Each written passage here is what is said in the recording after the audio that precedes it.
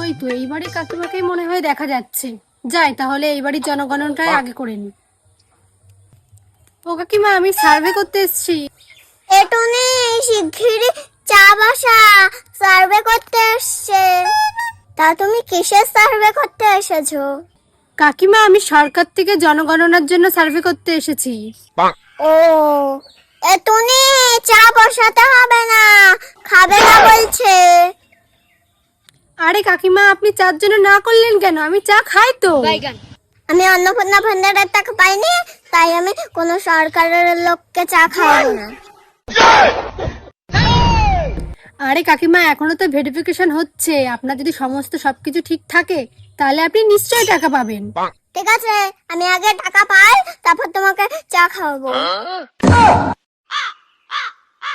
ঠিক আছে কাকিমা, চা না হয় পরে খাওয়াবেন, কিন্তু একটু বসতে তো দিন, বসে একটু কথা বলি।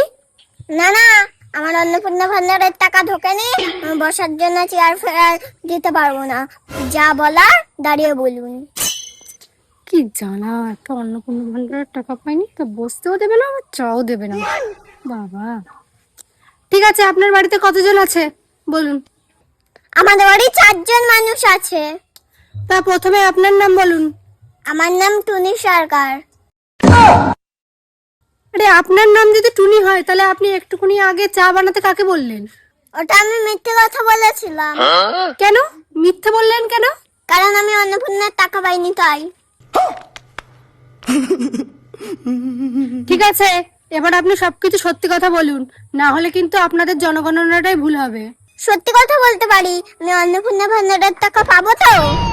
আরে কাকিমা, আপনার যদি সবকিছু ঠিকঠাক থাকে তাহলে আপনি নিশ্চয়ই অন্নপূর্ণার টাকা পাবেন। এবার আপনি সবকিছু ঠিকঠাক বলুন, না হলে কিন্তু আপনার কিন্তু জনগণনাটাই ভুল হবে। ঠিক আছে বলুন, আপনি কি জানতে চান? এবার বলুন, আপনার বাড়িতে আপনি ছাড়া আর কে কে থাকে? আমি ছাড়া আমার শ্বশুর, আমার ছেলে আর আমার বর থাকে। কেন, আপনার শাশুড়ি থাকে না? না, উনি কদিন আগে অন্নপূর্ণা ভান্ডারের টাকা পাইনি বলে স্ট্রোক করে মারা গেছে। আপনি আবার মেরে দেননি তো? আপনি যা দজ্জাল মনে হচ্ছে। এই কি বললে? আমি কেন মারতে যাব?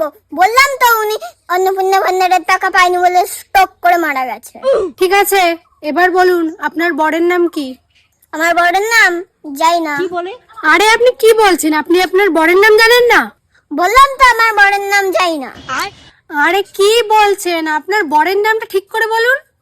বললাম তো জানি। কি জ্বালা।